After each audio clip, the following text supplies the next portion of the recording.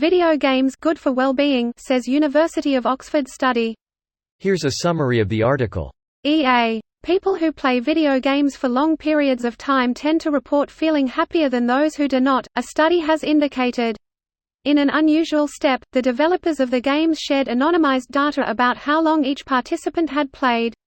These logs were then linked to a survey in which the players answered questions about their well-being. Nintendo solely provided data on playing times in Animal Crossing: New Horizons. If you play Animal Crossing for 4 hours a day, every single day, you're likely to say you feel significantly happier than someone who doesn't, he said.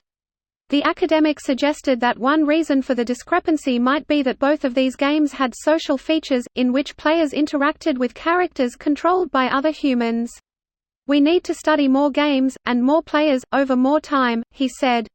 This post received a score of 8,100, with an upvote ratio of 96%.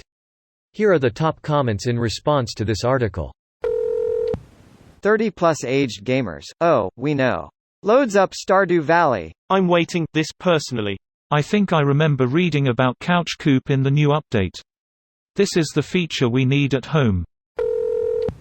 Link to the actual paper. Key findings include: actual amount of time spent playing was a small but significant positive factor in people's well-being. A player's subjective experiences during play might be a bigger factor for well-being than mere playtime. Players experiencing genuine enjoyment from the games experience more positive well-being. Findings align with past research suggesting people whose psychological needs weren't being met in the real world might report negative well-being from play. Funding details: the research was supported by grants from the Huo Family Foundation and the Economic and Social Research Council and by in-kind technical contributions by Electronic Arts and Nintendo of America. The funders had no role in study design, data collection and analysis, decision to publish, or preparation of the manuscript, and the authors declare no conflicts of interest. Greater than funding details. Thank you for including this part in your summary. I still remember when playing video games turned you into a school shooter according to the media's good old times. Ironically, it is Facebook that turned people into mass shooters, van attackers, random stabbers, etc.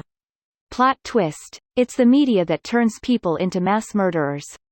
Plot twist: it's Barbie Horse Adventure that turns people into mass murderers.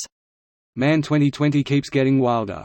1.5 months left, ladies and gentlemen. Then we can start complaining about 2021 being the worst year in remembered history. This is the important part, which previous studies on the effect of games didn't have. We have a lot of data on gamers researchers can potentially mine for research. Breaking news: engaging in hobbies that you enjoy makes you happy. Study also showed that if you were unhappy in the real world, then games might be an unhappy experience. Get your shit together. Signed, Dad. Didn't have to convince me. Stardew Valley definitely saved my mental health during some very tough times. Same here, and can also add Breath of the Wild to that list. Literally was most of what I played this year. Breath of the Wild is just something else. A truly beautiful experience. Praise the sun, Besh. Dark Souls have unironically helped me to develop patience, mental resilience and techniques to calm down.